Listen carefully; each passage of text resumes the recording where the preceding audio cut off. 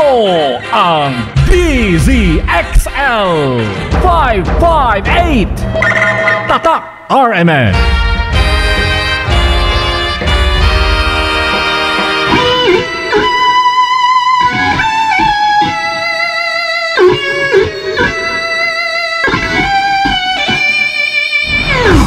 Ito ang nag-iisang pagbabalita sa radyo na tunay na napapakinggan ng Pilipino sa buong bansa, sa buong mundo. Kasama si Buddy Oberas. Live mula sa RMN News Center, Manila. Ito ang KBP Golden Dove Best News Program. RMN News Nationwide. Ngayong tanghali sa RMN News Nationwide, 2013 National Budget, formal lang nilagdaan ni Paulong Noynoy Aquino. Pambansang budget tinawag na Empowerment Budget of 2013. Inihain natin sa Kongreso ang panukalang Empowerment Budget of 2013. Dinisenyo natin ang budget na ito bilang instrumento upang may balik sa mamamayan ang kapangyarihang panghawakan at itakda ang sarili nilang kapalaran. Politika itinurong dahilan ng suspensyon kay Cebu Governor Gwen Garcia. Siguro naman, kitang-kita naman ordinaryong tao yan, di ba? Bakit isa sa pinakamalaking probinsya, DILG pa nag-suspend? Hindi ba politika yan? Sino bang head ng DILG ngayon? Hindi ba presidente ng Liberal Party? Dole bumuelta sa pagbaba ng employment rate. Nangangahulugan daw ito ng pagbuti ng kalidad ng trabaho sa bansa. Itong pagbaba ng employment ngayong 2012, compensated ito dun sa pag-improve naman ng quality. Kasi ang part-time employment bumaba ng 8.1%. Women's Group naman nabuhayan ng loob sa pagbuhay ng divorce bill. Simbahan nakangamba naman sa posibilidad ng pagpasa sa iba pang panukala na taliwas sa turo ng simbahan. Asa talaga na ito ay pwede nang pag-usapan. Kasi itong divorce bill na tinatawag ng Gabriela Women's Party na divorce Filipino style ay naiiba siya. Salitang pangkalakalan, DTI nagpaalala sa mga negosyante sa posibleng overpricing sa mga Noche Buena products. Ang abroad, 37 patay sa cold wave sa Ukraine. Buong bansa, isang boses ng balita. RMN News Nationwide. Sa Pilipinas, maraming radyo pero iisang network lamang ang may pinakamaraming numero 1. DYHP Cebu, number 1. DYRI Iloilo, number 1. DXDC Davao, number 1. DXRZ Zamboanga, number 1. DXCC Cagayan de Oro, number 1. DYHB Bacolod, number 1. Sa kasaysayan ng radyo sa ating bayan, sa iisang tahanan lamang nagmumula ang mga number 1. RMN, pinakamaraming nakikinig. RMN, pinakamaraming natutulungan. RMN, pinakamaraming advertisers. RMN, pinakamaraming number 1. Jensan, Iligan, Pagadian, Dipolo, Cotabato, pinakamaraming himpilan. Naga, Baguio, Dagupan, Viga, Lucena, Kawayan, Legazpi, Masbate, Ormoc, Tugigaraw, Cotabato, Coronadal, Surigao, Dipolo, Malaybalay, Ozamis, Sorsogon, Butuan, Calibo, Rojas at Metro Manila. In history, it is written, number 1 is Tatak RMN. RMN News Nationwide. Mabuhay Pilipinas, sa halip po ng Miyerkules ngayon at 19 ng Disyembre 2012. Itong RMN News Nationwide, ako si Buddy Oberas. Ako naman si Weng de la Peña. Tayo po'y live sa DZRC 873 RMN Legazpi, DYHP 612 RMN Cebu, DXOC 1494 RMN Ozamis at sa DWNX 91.1 RMN Naga. Formal lang nilagdaan ni Pangulong Benigno Aquino ang proposed 2013 national budget na nagkakalaga ng 2.6 trillion pesos. Napatid na ito na ikatlong taon na Aquino administration na naipasa ang national budget sa nakatakdang oras at hindi po nagagawa sa nakarang mga administrasyon at kauna-unahang pagkakataon ding naipasa na walang binago mula sa proposal sa executive branch. Sa Sa kanyang talumpati, pinarangalan ng Pangulo ang liderato ng Senado at Kongreso sa maaga pong pagpasa sa ating pambansang budget. Ayon sa Pangulo, ito na ang unang pagkakataon sa nakalipas na 7 taon na walang probisyon sa budget na kinakailangan ipawalang bisa sa pamamagitan ng tinatawag na direct veto. Pinasalamatan din ni Pinoy si DBM Secretary Butch Sabad dahil sa mahusay at masipag na pag-aasikaso sa national budget, kung saan ay tiniyak nito na mapapatupad ng mabilis at maayos daw po yung kasalukuyang budget ng bansa. Naging dahilan sa mabilis sa paglago ng ekonomiya sa nakaraang mga buwan. Ginawa ninyong posible muli ang maagang pagsasabata sa budget kasabay ng inyong pagganap sa iba pang mahalagang trabaho sa Kongreso. Siniguro ninyong matuwid at wasto ang pagkakahulma sa batas na ito.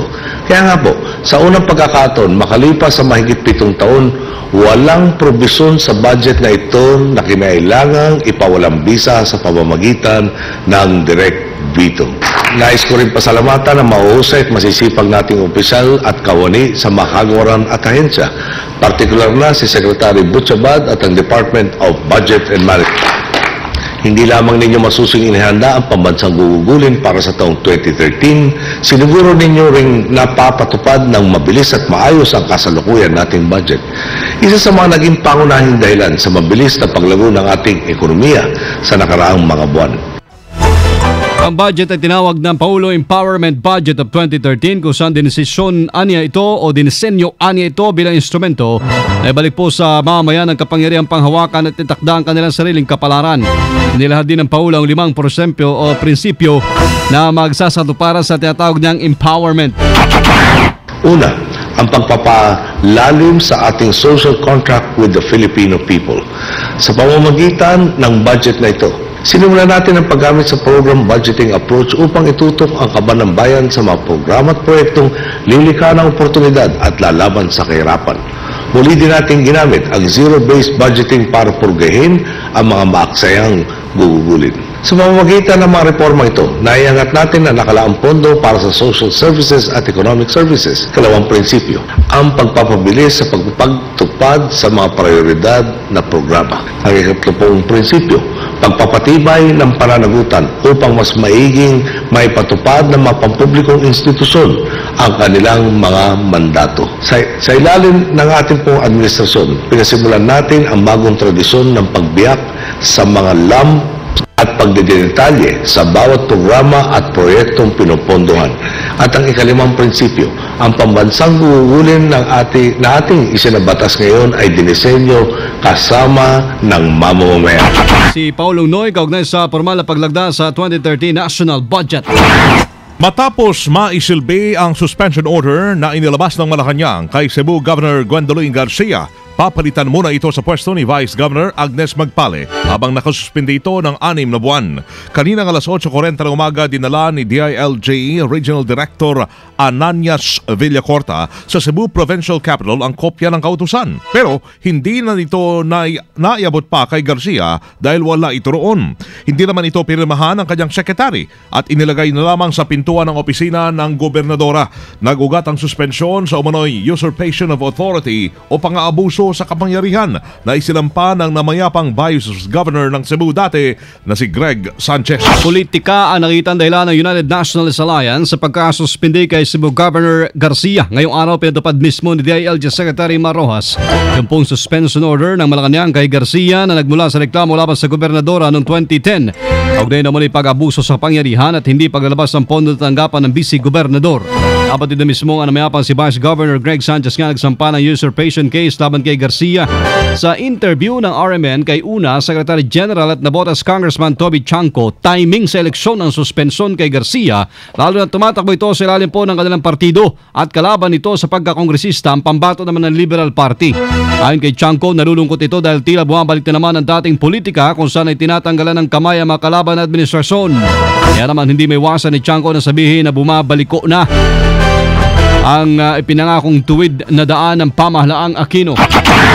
Bumabalik na naman, kala ko ba nasa tuwid na daan na tayo? Bumabalik na naman sistema dati na pag-eleksyon ay yung mga governor o local officials ng kalaban na partido nasususpinde. Kala ko ba tapos na yung panahon na ganun? Yung pala, yung tuwid na daan, pagdating sa eleksyon, bumabaluktot din.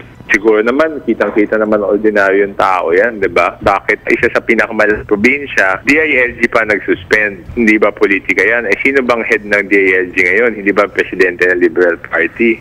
Makikita mo naman yung pattern. Bulag na lang ang hindi makakakita kung ano yung kanilang motibo.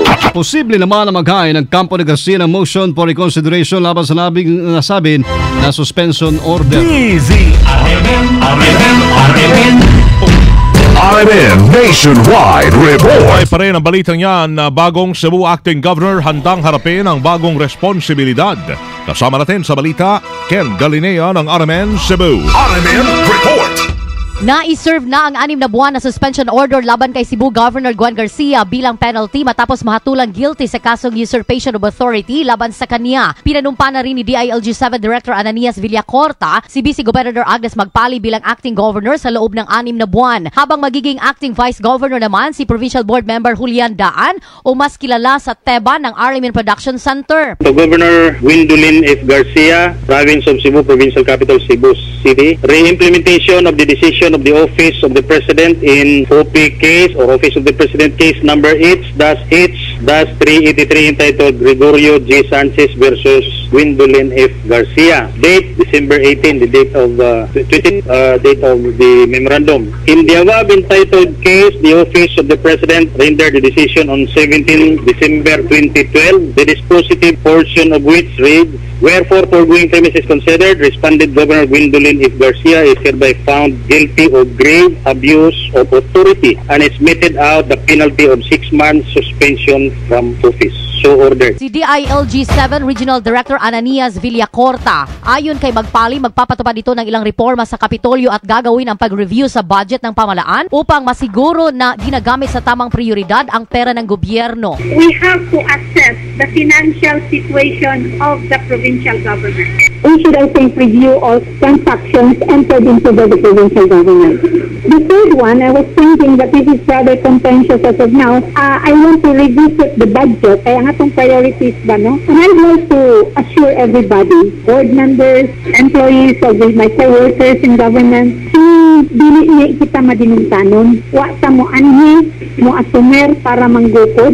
My mandate now is to deliver service na matinid-anon, pinasingkasi.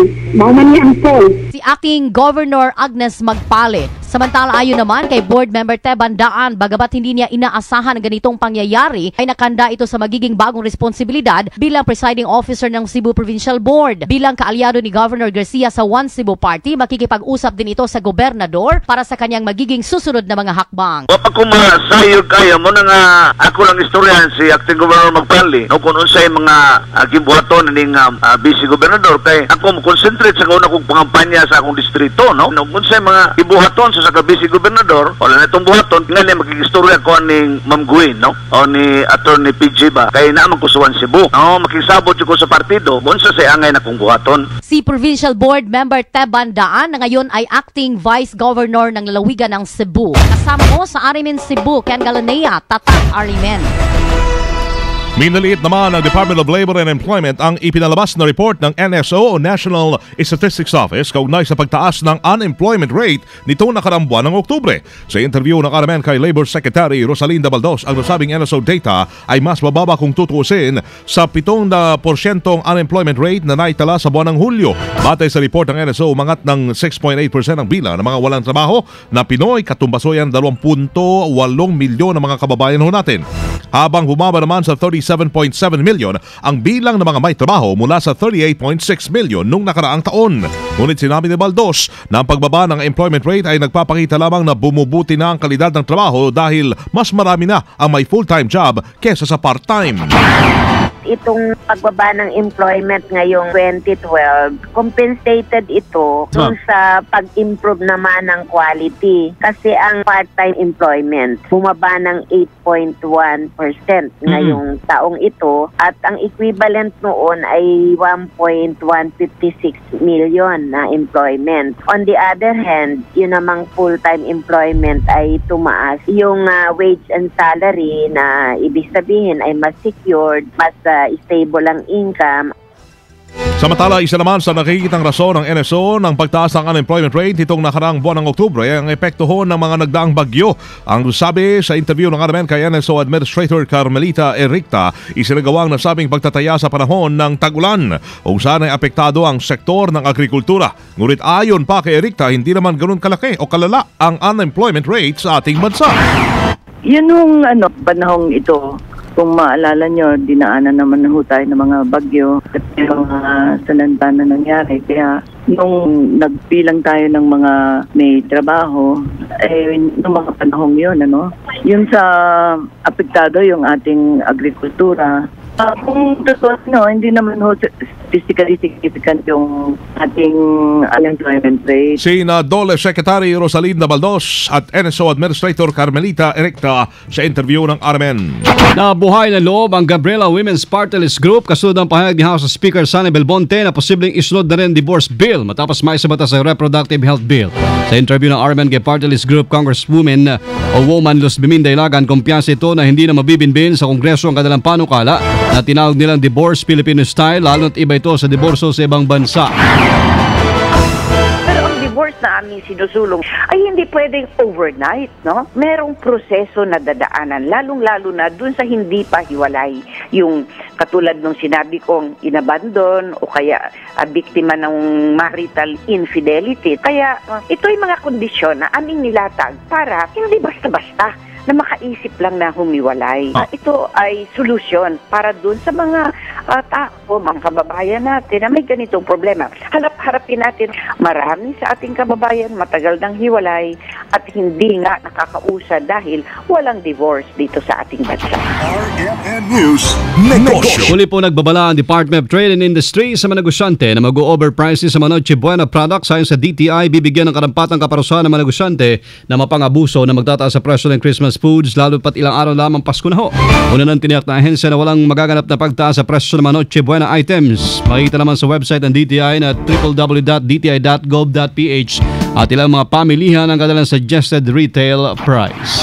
RMN News Abroad. Umabot na sa 37 ang patay sa cold wave sa Ukraine. Sa report ng Ukrainian Health Ministry, nadagdagan pa ang 170 katao na kailangan pa ng bigyan ng medikal na tulong dahil sa hypothermia, habang nasa 162 naman ang naospital dahil sa napakalamig na klima sa nasabing bansa.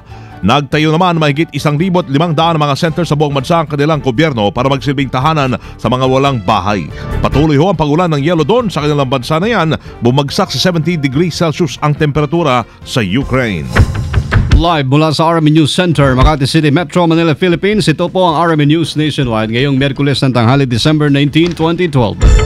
Sa mga nasa diya sa Cebu, maayong odto o maligayang Pasko. Susunod na diyan si kasamang Ken Galinea sa RMN News Diretso Balitang Cebu sa numero 1 DYHP 612. Pwede niyo pong mapanood ang pagbabalita namin ngayon alas 12 ng tanghali. Punta lamang sa iyo sa YouTube, i-type ang RMN News Nationwide. Kasama niyo sa serbisyo publiko ang si Buddy Oberas at Weng De La Peña. Dito pa rin sa tahanan po na may pinakamaraming number 1, pinakamaraming himpilan ng RMN, Radyo mo Nationwide. 60 years ng maaasahang public service nationwide. Ang pinakamalaking mga balita abot sa bawat Pilipino saan man sa bansa. RMN News Nationwide. Alas 12:21. Hi, I'm Christine Reyes.